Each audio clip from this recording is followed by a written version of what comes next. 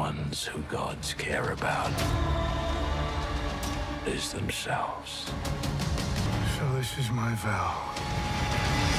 All gods will die. What up, guys? Welcome to the Cradle of Superheroes, where we talk all about your most favorite superheroes and certainly your most favorite supervillains. The villain for today is Gorr, the God Butcher.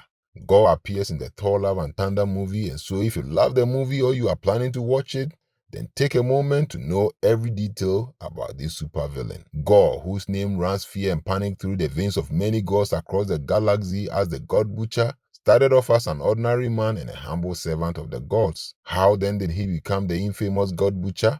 Well, first of all, Gorr grew up in an unfriendly terrain far away in another galaxy. The name of his home planet is still unknown. What is known about God's planet, however, is that the sun never sets and the people hide in caves. The terrain is cursed with drought, starvation, vicious monsters, and constant earthquakes. Earthquakes? Well, since the planet is not Earth, I'm not sure if I can still use earthquakes, but that is to help you get a point. So let me know what you think, guys. Sadly, Gorr was also born with a disability in his leg, which seemed uncommon among the people of his home planet. He was, however, naturally curious and questioned whatever happened around him. Still, Gorr's life from childhood to adulthood was filled with one tragedy after another. Growing up, Gorr was taught to trust the gods and to pray to them for favor and protection. However, he personally felt the gods never answered their prayers and that they didn't care or perhaps didn't even exist. Why did he feel that way? Well, as a child, Gorr lost his father through a common case of sun fever, leaving him and his mother to fend for themselves. Though his father died before age 30, Gorr's devout mother was still convinced that the gods had given him long life. While foraging for food in the hostile environment, Gorr and his mother were attacked by sand tigers, dinosaur-like creatures that roamed their home planet.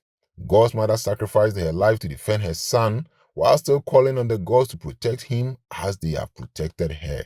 Gorr survived the difficulties of his homeland as an orphan, living among other famished residents. To survive that terrible environment, I'm thinking the gods answered her mother's prayers after all.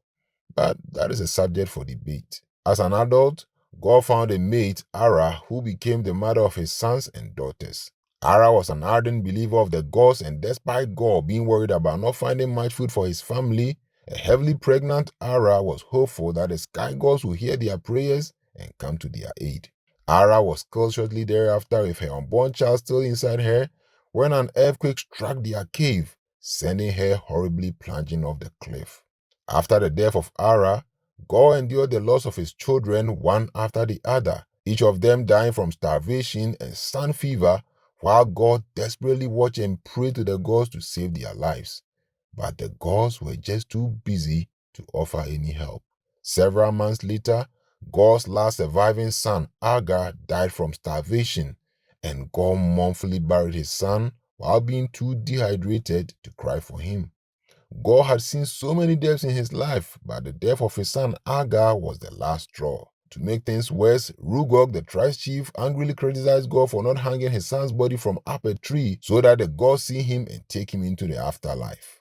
Stricken with grief for the loss of Agar, Gorr gave up all hope and outwardly expressed his belief that there were no gods, stating instances of the death of his mother, wife, and children. But before he could continue any further, his tribesmen pelted him with stones, accusing him as a blasphemous agent of the black gods and citing his crippled leg as a clear sign. Some even considered eating him alive. Rugog, the tribe's chief, however, intervenes but banishes Gorr from the tribe while sarcastically praying that the gods have mercy on him. While wandering the desert, praying for death, Gorr collapses out of exhaustion. But in that moment, his attention is drawn to an unusual phenomenon. Just in the distance was an explosion caused by what seemed to be a meteorite falling from the sky. Out of curiosity, Gorr lifted himself up to investigate the cause of the explosion. To his surprise, he witnessed what looked like Nah, the father of the symbiote, a black armored god wielding a sword, and a gold armored god empowered by Enigma, the force of light, wielding a spear, each having impaled the other with their weapon. Shocked by the realization that gods did exist, Gorr was especially enraged when the gold armored god begged him for help. God lashed out at the god for having the audacity to ask him for help when his people, his wife, and his mother have suffered and died, praying for divine intervention. Meanwhile, All Black, the symbiotic necro sword, having lost now its original host, plunged itself onto Gorr, giving him enhanced strength. With the necro sword All Black in his possession, and in a deep rage, Gorr finished off the severely injured gods, thereby starting his career as the God Butcher. Thereafter, he looked up into the sky, wondering if there are more gods out there. Gorr then vowed to seek vengeance against all gods for never answering his prayers and set out on a mission to kill them all. In that moment, the symbiotic darkness bonded to him, transformed into a wingsuit of armor, enabling him to fly into space to embark on his bloody quest as the God Butcher. The Necrosword also granted Gorr immortality, regeneration, durability, and speed. Gorr then came to understand that he could mold a shape-shifting symbiote to form an armor around his body, as well as produce weapons which are limited only by his thoughts. Additionally, the God Butcher is able to use his sword to summon a host of minions whom he referred to as the Black Berserker. With the power of his symbiotic sword, Gorr also magically created facsimiles of his dead wife Ara and his son Aga, constructs with whom he could interact. Wielding what seemed to be unstoppable power in his hand, Gorr killed all the Time Gods, a race of pacifist gods whose drops of blood could be used with the Pool of Forevers to travel through time. He also fought and killed several other gods, including a Mani-Dog, the gods of Indigar, Volstagg, Faliga the Behemoth, and an Elder God, while enslaving many others to build a god bomb which he intended to use in exterminating all gods across the entirety of the universe.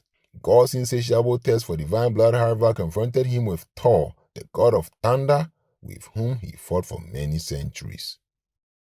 So guys, that is it for Gorr, the God Butcher.